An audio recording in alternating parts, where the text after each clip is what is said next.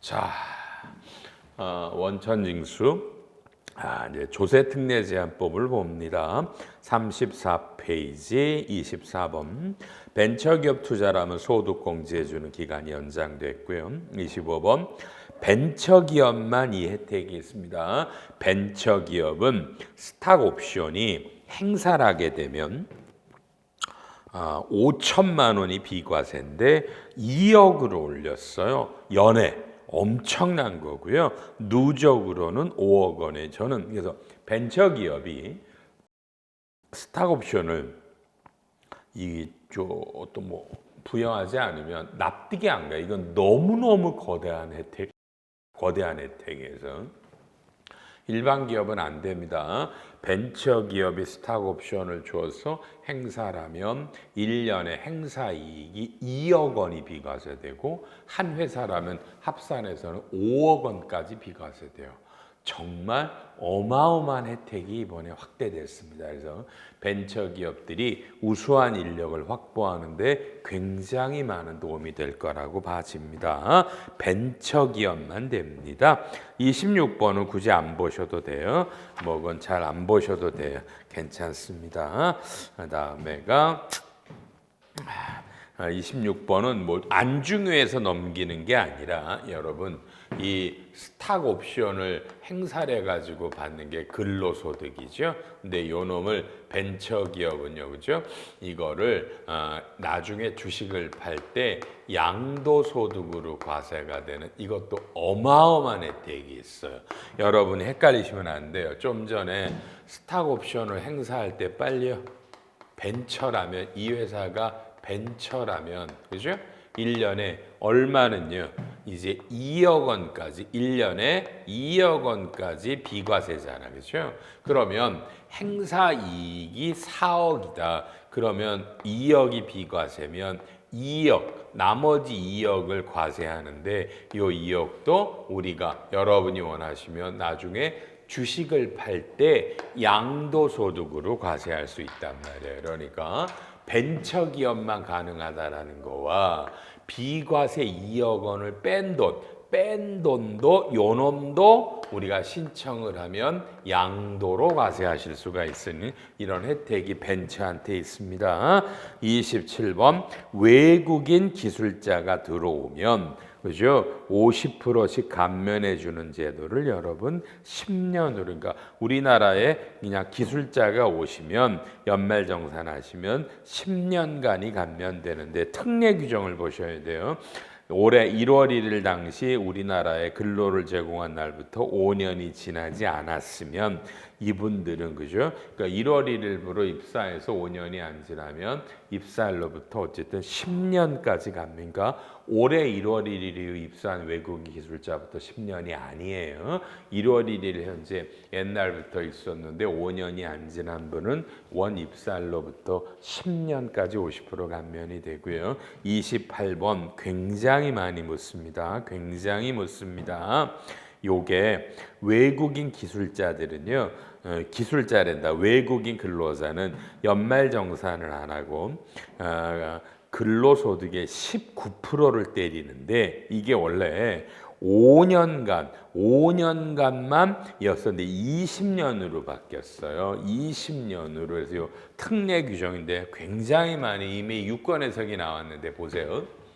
외국인이 우리나라에 들어오면 연말정산 안 하고 그냥 근로소득의 19%를 때리거든요. 이건 엄청난 혜택일 수 있어요. 선택이니까 연말정산해도 되니까. 근데 이 제도가 입사에서부터 5년간만 19%예요. 근데 이 제도가 나온 게 여러분 2014년 1월 1일이에요. 1월 1일이에요. 아셨죠? 그러니까 이분들이 이 법이 2014년 1월 1일 이 법이 나오니까 볼게요.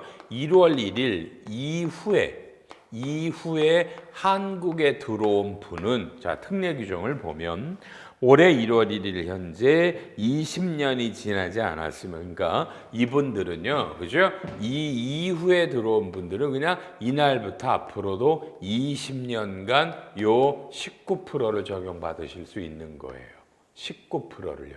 절대 요게 그죠? 5년이 20년으로 바뀌었는데 2023년 1월 1일 이후에 입국한 외국인이 아니에요. 그러면 이제 또 하나가 문제가 이거겠죠? 2023년 24년 1월 1일 전에 입국한 외국인들은 무조건 이날 2024년 1월 1일부터 20년간 19%가 된다. 요게 최근에 기재부 유권 해석으로 나왔어요. 혼란이 되니까 외우세요. 2024년 1월 1일 이후에 들어온 분은 그냥 그때부터 20년간 19%를 하실 수 있는 거고요. 1월 1일 그 전에 입국한 분들은 요 1월 1일부터 20년간 이 19%가 돼요. 이게 최근에 기재부 유권 해석으로 나왔습니다, 여러분요. 이렇게 되시겠고요. 29번도 별 똑같은 얘기 중요한 거 30번 넘어갑니다. 중요하지 않아서 뭐 연장됐다. 32번 우리 중소기업의 청년들이 여러분 입사하시면 원래 감면해 주시는 거죠. 이게 1년에 150만 원인데 200만 원으로 한도가 늘어났습니다. 그러니까 청년들이 중소기업에 다니시면 이제 1년에 200만 원까지 감면이 되고요. 33번이 고향사랑 기부금인데 이게 논란이 돼서 언론에 많이 나왔습니다. 한번 볼게요. 거주자가 그러니까 이건 근로소득 있던 아니든 다 돼요. 우리나라 거주자입니다.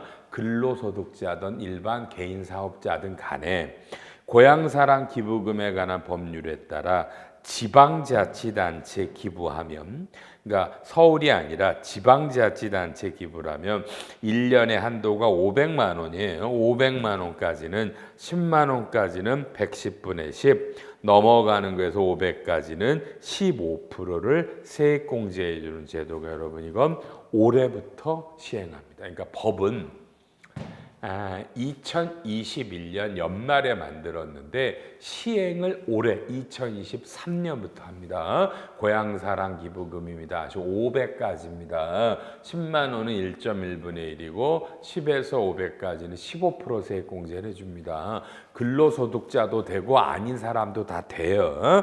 이게 밑에 오른쪽에 가로 3번 안 보셔도 되는데 기재부가 좀 유권 해석을 좀 법을 만들면서 이번에 부칙을 만들 때 있잖아요. 요게 금투세로 금융투자소득세로 가서 지금 현행법에도 2025년부터 시행이라고 부칙에 돼 있는데 기재부가 에러했다고 인정을 했어요. 그래서 곧 법을 바꿀 건데 그때 이 부칙도 바꿔서 어쨌든 고향사랑 기부금은 2023년 올해부터 세액공제가 됩니다. 알고 계시고요. 그 다음에 청약저축소득공제입니다. 청약저축하면 소득세죠. 요거를 2025년까지 연장했다. 중요한 거 아니고요. 연장됐으니까. 그 다음에 노란우산공제라는 소기업 소상공인의 부득이한 해지 사유가 추가됐다. 중요하지 않고 이자 배당일 때 여러분 비과세되는 것들이 있습니다. 이런 비과세되는 것들에 또 적용 기한을 연장했고요. 조합이라는 데들이 있습니다. 오른쪽에 보시면 조합 등의 출자금 예탁금이 분리과세인데 잡아놓으셔야 돼요, 여러분요. 이거는요 그냥 무조건 2025년까지는 비과세예요. 원래 이게 올해부터 일부 과세가 되려고 그랬어요. 근데 이게 경기가 안 좋으니까 2025년까지는 무조건 비과세고 2026년 5%, 2027년부터는 9%로 분리과세합니다. 배당과 이자 이런 거는 그러니까 비과세되는 기간이 쉽게 2년 정도, 그러니까 3, 4, 5니까 사실은 뭐라 그럴까? 3년 연장된 겁니다. 3년 해당되시는 분 참조해 주시고요. 38번 ISA라는 개인종합자산관리의 운영자산에 국공채들이 들어갔다. 중요하지 않고 세금 우대저축 자료 제출에 청년도약계좌가 추가되죠. 좀 이따 설명할 거고요. 그다음에 고수익 고위험 채권 투자 신탁 이익에 대한 과세 특례 분리과세가 되는데, 자 40번 잘 보세요. 가로 안에 조특법 91의 15인데 2023년 국회 상정 정부안 칠판 보죠. 지금 현재도 이제 국회에 올라가야 되는 것들이 있어요. 사실 이건 언제 통과될지 여러분 솔직히 모르겠어요. 지금 여야 관계가 굉장히 냉랭하기 때문에 원래는 3월 안에 이 법들이 통과될 거라고 우리가 예측을 했는데 지금은 이게 아직 언제 통과될지 모르겠어요. 여기에 실제로 4가지가 있어요. 4개가 있어요. 그게 좀 전에 고향사랑 기부금이라고 있었죠. 고향사랑 기부금을 이걸 지금 이 법들을 국회에서 통과시키면서 이때 부칙을 바꿔서 2023년부터 적용한다. 그러니까 현행 고향사랑 기부금은 2025년에서 요건데 아직 이거 통과 안 됐어요. 그러니까 제가 아까 2023년이라는 것도 사실은 말이 안 돼요.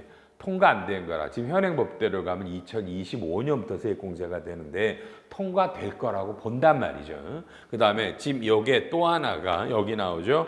고위험 고수익 채권에 여러분이 샀어요. 고위험이고 고수익의 채권을 투자신탁을 사면 이게 분리과세 돼요. 3천만 원까지 분리과세 된다. 그러니까 이런 고위험 고수익 채권 이런 거를 좀 활성화 시켜 주려는 건데 그죠? 이 고위험 고수익 채권 투자 신탁 요 놈도 아직 같이 통과될 건데 아직 묶여 있어요. 통과 안 된 거예요. 이놈도 이거 되면 여기 3천만 원까지는 받는 것들이 분리과세 된다라는 거고요. 이 얘기 들어보셨죠, 여러분요? 반도체를 하기 위해서 삼성전자 같은 대규모의 반도체들이 가면 여기에 뭐예요? 통합투자세액공제. 통합투자세액공제율을 대거 올려요. 15%로 올리거든요. 요게 대통령이 반도체 산업을 살려라라는 거잖아요. 살려라.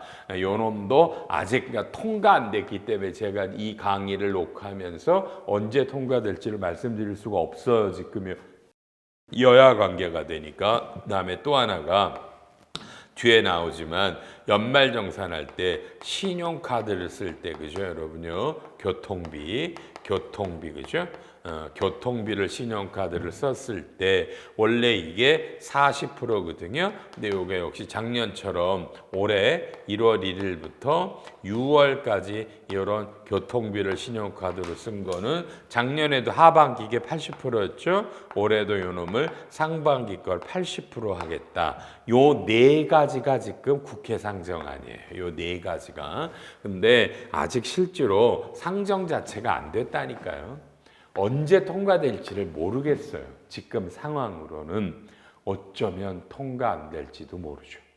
그래서 이건 여러분이 반드시 지켜보셔야 됩니다. 4개가 걸려 있습니다. 4개가 아셨죠? 책에는 그래서 그냥 이거 할 때는 할 줄 알고 그냥 국회 상정안이라고 써놓은 거니까 보셔요. 그런 겁니다. 41번 청년형 장기 집합 투자증권 소득요건 정비 하나도 모르셔도 되는 내용 같고요. 42번 여러분 청년 희망적금 이자 소득 비과세가 끝났습니다. 청년 도약 계좌가 나오기 때문에 그렇습니다. 43번 가죠. 조특법 91의 22조 조문이 청년 도약 계좌입니다. 청년 도약 계좌가 새로 나와서 이게 보면 가입 요건이 만 34살까지고요. 전년도 총급액이 7,500만 원, 종합소득 금액이 6,300만 원 이하시고요. 여기서 이자 배당을 비과세할 겁니다. 그래서 이건 무지하게만은 앞으로 청년들이 가입하실 겁니다. 왜냐하면 요게 2가지 혜택이 있죠. 청년들이 이런 거를 쫙 이제 만슬리로 납입을 하는 거예요. 만슬리로 납입을 하면 이게 일단 금리가 높아요.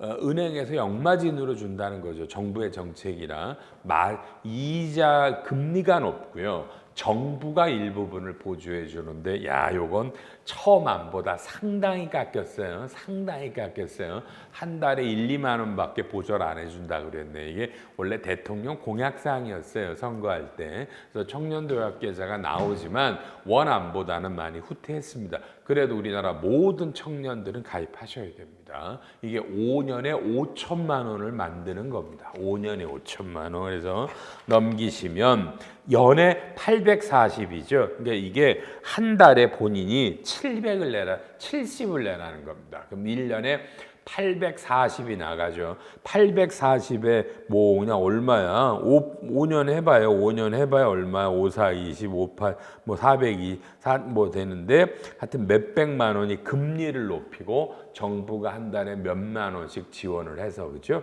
근데 한 2만 원인가 나와. 그럼 1년에 해봐 12달이 24, 5년에 해봐 100만이니까 금리가 굉장히 높게 나와서 어쨌든 목표는 본인이 청년들이 5년에 5천만 원을 만드는 겁니다. 세금을 안 뗍니다. 무조건 가입하시라고 권하십시오. 만 34세고 이건 총급여액이 7,500으로 높아졌기 때문에 청년희망적금은 총급여액이 낮았기 때문에 많이 가입 못한 분이 있었어요. 그 청년희망적금은요. 청년희망적금이 이제 만기가 되면 청년도약계좌로 다시 전환이 될 수 있게 해준다라고 합니다. 지금 연결 다 고민 중에 있으니까 청년희망적금을 해약하고 한 게 아니라 청년희망적금을 들면 청년도약계좌를 바로 하는 게 아니라 이건 자연스럽게 청년희망적금이 끝나고 도약계좌로 연결하게 하겠답니다. 반드시 가입하도록 하십시오. 5년에 5천이면 적은 돈은 아니라고 개인적으로 봅니다. 그죠? 1년에 1,000이면 내가 내는 거는 840이면 은행이든 정부든 어쨌든 정부 예산으로 1년에 160을 더 주는 거잖아요. 나쁘지 않겠죠. 요건 가입하시도록 합니다. 44번에 월세 가입이 이건 그죠? 작년도부터 연말정산한테 바뀌었습니다. 월세 공제가 10%나 12%죠. 총급여액이 5,500 이하까지는 12고 넘어가면 10%인데 2022년 연말정산부터 여러분 17%랑 15%로 올렸죠. 월세 세액 공제가 이건 작년에 한해서만 올린 게 아니라 계속 17%, 15% 월세 세액 공제고요. 이번에 바뀐 건 원래 월세는 국민주택 규모 이하나 기준시가가 3억 이하짜리인데 올해 바뀐 건 기준시가 4억 이하짜리 그죠? 4억 이하짜리에 대해서 월세가 됩니다. 기준시가 1억이 늘어나면 꽤 많은 게 더 늘어나겠죠. 기준시가가 3억이 아니라 4억 원 이하짜리 집의 월세도 올해부터는 됩니다. 요건 올해부터 됩니다. 45번 안 보셔도 돼요. 뭐 수동적 동업자, 46 성실사업자도 일반 세무회계사무소에서 그냥 이런 사업자지만 연말정산처럼 의료비나 이런 것들이 월세 공제가 된다 이겁니다. 중요하지 않고요. 신용카드가 이겁니다. 올해는 원래 첫 번째 바뀐 건 그죠? 첫 번째 바뀐 건 도서 공연할 때 그죠? 오른쪽에 3번에 보면 올해부터 영화 관람료가 도서 공연에 들어갑니다. 영화 관람료가 요건 올해 7월 1일 이후부터 들어가요. 영화 관람료가 신용카드가 30% 공제가 되겠고요. 그다음에 둘째가 아까 말한 대중교통에 이용하는 게 그죠? 올해 1월 1일부터 6월까지도 80% 원래 작년 하반기께 80%였죠. 근데 요 칠판 보시면서 요 80%라는 게 여러분 빨리요. 아직 통과된 게 아니라 이제 법에 올라가서 바뀌어야 되는 건데 저는 여기서는 이미 통과되는 것처럼 써놨습니다. 요것도 요 80%도 상정 아닙니다. 여러분요. 알아놓으셔서 제가 잘못하면 큰일 나잖아요. 연말에 안 바뀔 수도 있으니까 봐주시고요. 그 다음에 공제 한도가 바뀝니다. 또 바뀌었습니다. 왼쪽에 보시면 작년에는 7천만 원 그죠? 300 7천에서 1억 2천까지는 250이고요, 여러분. 총급여액이 1억 2천이 넘어가면 이거는 200만 원이었죠. 그래서 올해는요, 300과 250이 7천으로 갈라져서 총 급여액이 1억 2천이 넘어갈 때 신용카드의 공제 한도가 200이 250으로 50 올라갔어요. 그러니까 한도가 300과 250 두 가지밖에 없어요. 총 907천으로 갈라져서 월급이 많은 분은 50이라도 신용카드 공제 금액이 늘어나는 겁니다. 그렇게 하고 추가 공제가 굉장히 어렵잖아요. 뭐 전통시장, 대중교통, 도서공연, 뭐 작년에는 뭐 또 한도 뭐 소비증가분도 있었지만 건별로 뭐 100만 원씩이라는 거에 있어서 올해는 그렇게 안 하고요. 요 전통시장, 대중교통, 도서공연들을 합쳐져서 여기에 해당 공제율을 때린 거랑 아까 300과 250 한도가 넘어가는 거랑 요 놈을 거기에 그 공제율을 뭐 40%, 80%, 30%를 때린 거랑 300만 원, 그다음에 7천 넘어가는 건 200만 원. 요렇게 해서 추가 공제를 구하는 공식을 좀 간단히 했어요. 아무것도 아니고요. 연말정산할 때는 프로그램으로 만들면 되니까 옛날에는 건별로 100만 원씩 한도를 묶어서 300, 7천 넘어가면 신문 공연이 없으니까 200으로 바꿨다 그 뜻입니다. 됐고요. 오른쪽에 금융투자소득 도입이 2년간 유예됐다고 아까도 말씀드렸고요. 49, 50은 보지 마세요. 50일 이런 거 금투세이긴 하나도 보지 않습니다. 여러분 자 중중중중 가고 56번에 뭐 금융투자소득의 범위를 명확히 했다. 안 한다니까요. 저 개인적으로는 뭐죠? 금투세가 있을지 없을지도 모르겠는데 2년 후에 안 봤으면 좋겠고요. 여러분 여기까지 끝.